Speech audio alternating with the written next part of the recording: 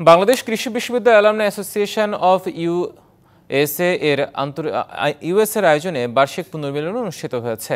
শনিবার নিউ ইয়র্কের কুইন্সের আগ্রা প্যালেসে শিশুদের নাচ, গান আর কবিতা পরিবেশনের মাধ্যমে অনুষ্ঠানের প্রথম পর্বের সূচনা হয়। উপস্থিত ছিলেন যুক্তরাষ্ট্রের বিভিন্ন স্টেটে বসবাসরত বাংলাদেশ কৃষি বিশ্ববিদ্যালয়ের প্রাক্তন শিক্ষার্থী, শিক্ষক ও তাদের পরিবারের সদস্যরা ছাড়াও কমিউনিটির বিশিষ্টজনরা।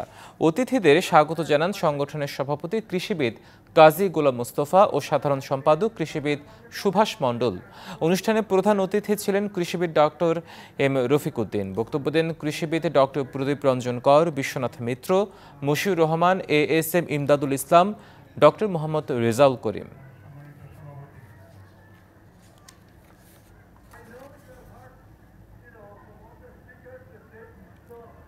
নগদের সর্বোচ্চ বার 167 টাকা রিচার্জে পাবেন 1 লাখ টাকা পুরস্কার। আরও আছে প্রতি সপ্তাহে পুরস্কার ও ক্যাশব্যাক।